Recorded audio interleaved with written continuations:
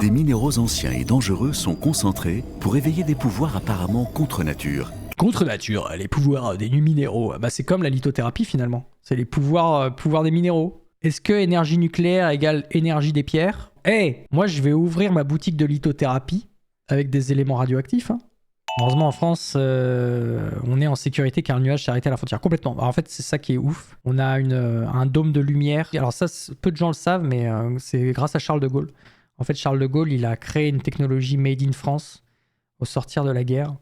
Il a investi dans un projet secret qui est le projet Dôme de Lumière dont personne ne parle. C'est pour ça que je vous révèle les vérités bien sûr cachées de notre gouvernement. Le projet Dôme de Lumière qui consiste à nous protéger de toute forme de radiation extérieure. Donc ça ne protège pas des formes de radiation intérieure, mais seulement extérieure. Et c'est pour ça que le nuage s'est arrêté à la frontière. On ne nous a pas donné l'explication, mais le Dôme de Lumière a repoussé grâce à la puissance de la lumière, justement.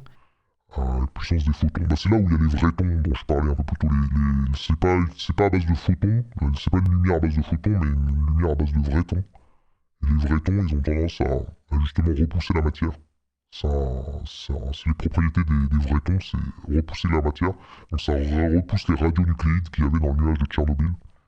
C'est pour ça que c'est resté à la frontière. Voilà, vous avez toute l'histoire. Peut-être c'est la première fois que vous en entendez parler, mais voilà, je préfère révéler des dossiers. Tant pis pour ma chaîne Twitch, si jamais elle se fait ban à cause de ça. Bon bah au moins j'espère que vous serez là pour propager la vérité quoi. C'est plutôt Jean Covici qui a dit actuellement Tchernobyl c'est seulement 200 morts. Voilà, vous prenez ce que vous voulez, vous comptez comme vous voulez, vous faites un produit en croix sur une feuille, c'est de 200 morts, c'est le bilan du nucléaire. Quand on regarde par contre le bilan des morts qu'on a eu sur les accidents de barrage, on est à 200 000 morts. Et on vient me dire après que le nucléaire, c'est l'énergie plus mortifère. Les gens ont vraiment, politiquement, des a priori très négatifs sur le nucléaire, alors que les barrages, ça, personne n'en parle. Très bien imité. Faut encore quand je la travaille un peu, mais il aurait dit peu ou prou, un truc comme ça, quoi. Bah, c'est pareil, Fukushima, on le sait très bien, le bilan, c'est seulement 73 morts. Et en plus, aucun de ces morts ne sont morts à cause de la centrale. C'est 73 morts du tsunami. Il y a une grosse nuance à rapporter ici, parce que ce n'est pas la centrale qui a tué, mais c'est le tsunami. Je ne jette pas le bébé avec l'eau du bain dopée en tritium de la centrale de Fukushima, justement. Il y en a combien des décès morts sur l'autoroute chaque année? Pourtant, on décide de conserver la voiture. Donc voilà, tout est une question d'arbitrage entre ce qu'on décide de conserver par rapport entre la balance bénéfice-risque. Savoir combien de morts on est prêt à accepter pour conserver une technologie. Pour la voiture, le calcul est vite fait. On a largement décidé de conserver la voiture comme objet technologique, alors même qu'il y ait des milliers, voire des millions de morts par an. Et pour le nucléaire, c'est pareil. Il faut faire un arbitrage entre ce qu'on est prêt à choisir, ce qu'on est prêt à décider en nombre de morts, par rapport à ce que ça apporte pour nos sociétés. Ouais, c'est pas faux.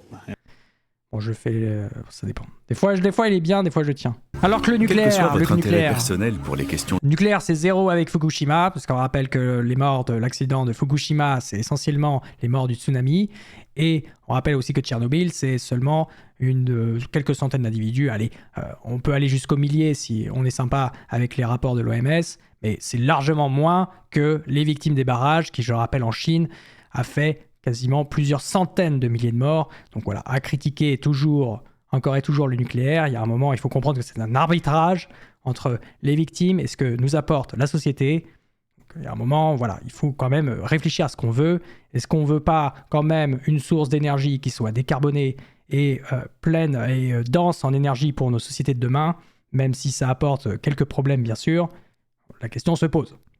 10 ans d'accord de Paris.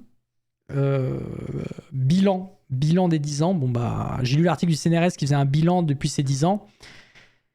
Et bilan désastreux plutôt. Alors ils essayent quand même de sauver un peu l'honneur en disant que à certaines COP, il y a eu des accords qui ont été passés, qui ont quand même amoindri globalement, enfin qui ont permis d'aller dans le bon sens, mais jamais à la hauteur des objectifs qui s'étaient fixés en 2015. Donc en fait, on est très très loin de respecter les accords de Paris, quel que soit le pays.